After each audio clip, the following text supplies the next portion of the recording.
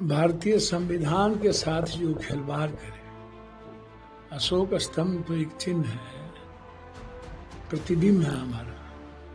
कोई भी खिलवाड़ करने की इजाजत नहीं दी जा सकती। लेकिन जो लगातार संविधान के साथ खिलवाड़ करे, संविधान खत्म करने की बात करता हो, मुंह से मैं खत्म कर दूं, उसे अशोक स्तंभ की चिंता, जो बाबा साहब अम्बेडकर की मूर्ति को जो बजरंग दल से लेके सभी इसके संगठन लगातार हमला करता हो, तोड़ता हो, जो लोकसभा के भीतर से बाबा साहब अम्बेडकर की और गांधी की मूर्ति हटा देता हो, और जिस जम्मू कश्मीर की सरकार में इन्हीं का सहयोग हो, इंटरनल एक्सटर्नल दोनों, क्या बात करेंगे आप हमको बताइए ना। चुनाव के समय ही ये बात करते हैं, बिहारी पर हमला महाराष्ट्र में यही करते हैं, आसाम में हमला यही करते हैं, गुजरात में हमला यही करते हैं। इन्हें मणिपुर की बेटियों की चिंता नहीं, बेंगलोर के प्रज्वला की बेटियों की चिंता नहीं, इन्हें गुजरात के हालात की चिंता नहीं, ये चिंता करते हैं। तो पहले आप अपनी बात करिए ना। सो बाजे तो बाजे, चलनियों बाजे है। शीशे के घर में रह के पत्थर फेंकते रहते हैं। आपको किसी अशोक स्तंभ से क्या मतलब? जिस किसी ने घटना की हो उस पर कार्रवाई हो और उसकी जांच हो। अच्छा, जीएसटी रिफॉर्म पर हमारे नेता तो शुरू से, और हम लोग सदन में जब ये जीएसटी लाया गया था, अदानी अंबानी और बड़े उद्योगपति पूंजीपतियों को सामने रख करके लाया गया था कि कैसे उसकी टैक्सेस की चोरी होगी, कैसे बेनिफिशरीज हम करेंगे। हम सारे बड़े उद्योगपति को बेनिफिशरीज के लिए ये जीएसटी लाया गया। बीजेपी कोई भी काम बिना उद्योगपति जो सरकार चलाती है पूंजीपतियों की करती ही नहीं है। मिडिल क्लास के व्यापारियों पर सबसे ज्यादा हमला, जब पूरी कमर टूट गई, मिडिल क्लास अब समाप्त हो गए उस जीएसटी से, किसानों पर हालात अच्छे नहीं हुए। और लगातार यही बात हमारे नेता राहुल गांधी जी कहते रहे हैं। तो जरा हमको आप बताइए ना कि आज इतने दिनों के बाद इनको ये गहरी निद्रा क्यों टूटी, क्या कारण है? जब हमारे देश की कमर टूट गई और हमारे नेता जीएसटी के जब लागू किया गया था तब से हमारे नेता ओपिनियन देते रहे और कभी भी नहीं बात मानी गई। तो आज आपने वही बात मानी, पूरे देश की इकोनॉमी को बर्बाद करके माना। और आपको आश्चर्य होगा, अभी भी इनका बाइफर्केशन देखिए। गुजराती खाखरा और फाफड़ा पर जीएसटी 0%। गुजराती का जो खाखरा है और फाफड़ा है उस पर जीएसटी 0%, और बिहार के मखान पर जीएसटी 5%, और मसूर गजक तिलकुट पर जीएसटी 18%। मतलब बिहार के मखान पर जीएसटी 5, तिलकुट गजक पर 18, और फाफड़ा और खाखरा जो गुजरात में बनता है उस पर 0। तो कितना तंग करोगे बिहार को और अन्य स्टेट को? क्या यह सिर्फ गुजराती सरकार है? ये बताओ ना।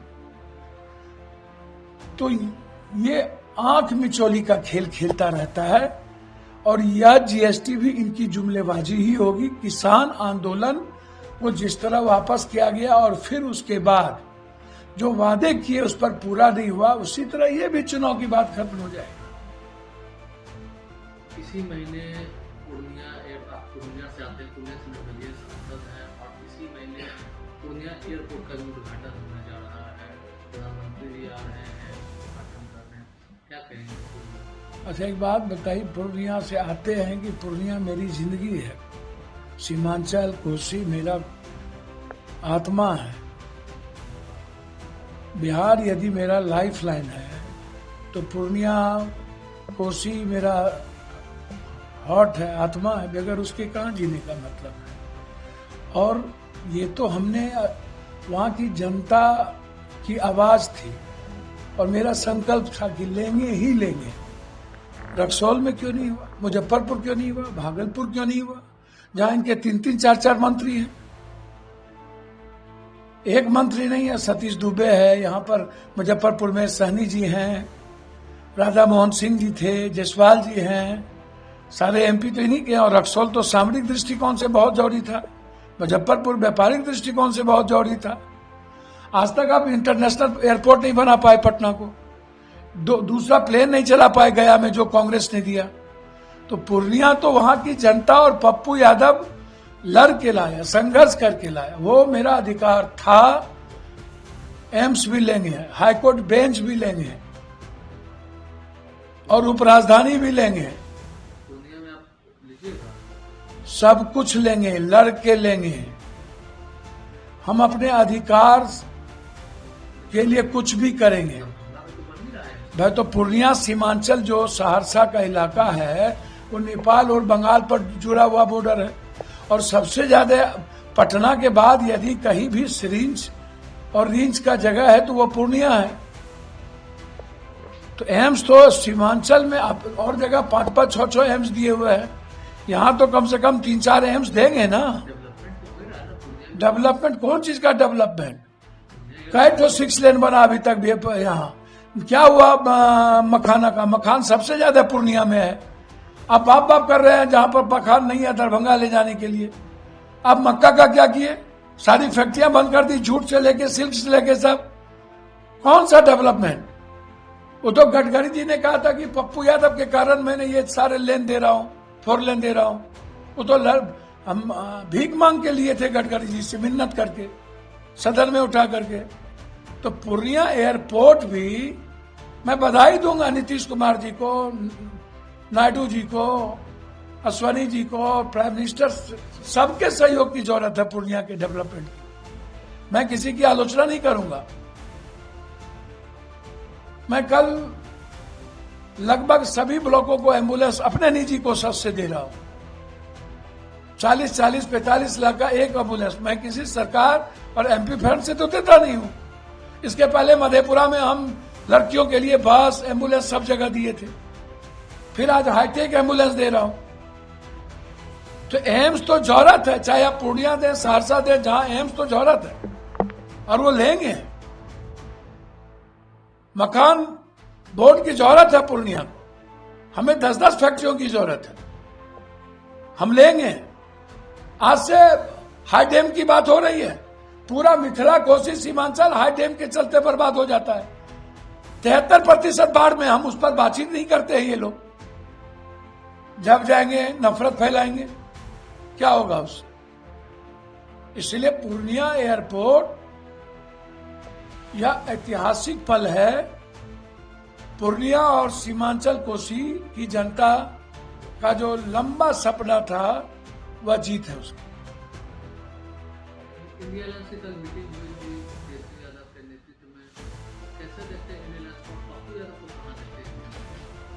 पप्पू यादव एक वर्कर है सबसे अंतिम। आपको क्या प्रॉब्लम है? हमसे क्यों तकलीफ होता है प्रेस वाले और लोगों को? जनता के सम्मान और स्वाभिमान की बात होगी कि पप्पू यादव की। और अलायंस तो हमारे नेता राहुल गांधी जी ने यात्रा करके एक बेस्ट कोऑर्डिनेशन, सारी चीजें तो कर ही दी है। और आज एक मैसेज है, परसेप्शन है हमारे नेता और कांग्रेस का। और हम लोगों को राहुल गांधी जी के परसेप्शन, उनके सोच के साथ कोऑर्डिनेशन को बेहतर करके एनडीए गठबंधन को समाप्त करना, यही तो है भैया। अभी तो हमें एनडीए को हराना है ना। नहीं, फेस तो हमारा परसेप्शन, हमारा जो रिलीवेंट है, जो राहुल गांधी जी का मुद्दा है, आइडियोलॉजी है, उस पर हम लोग को चलना है।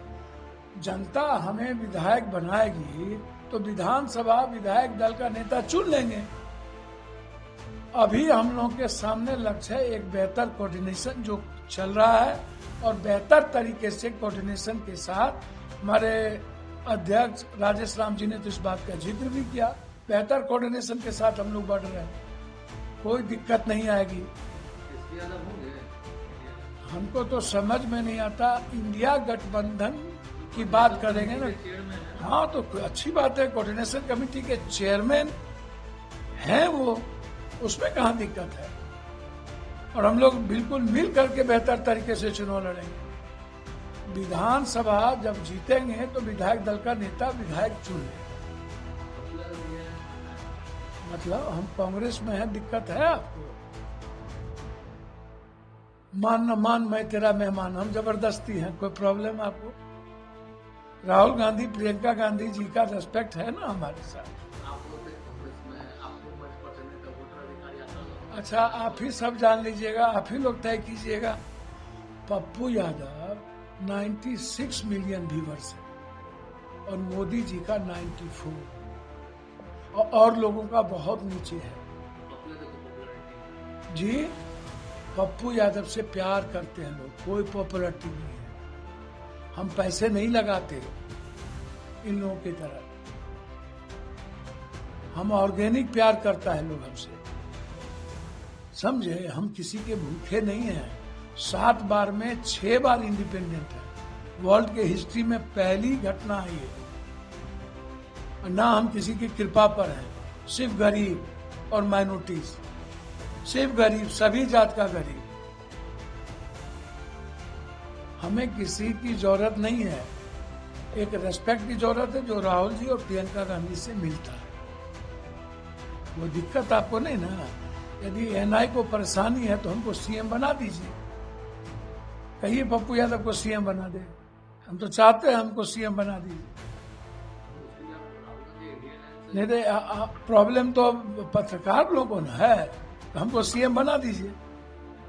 सब पत्रकार मिलकर कहिए पप्पू यादव सीएम है। हमसे कहा है तकलीफ, हम तो कोई तकलीफ हमको नहीं होती है।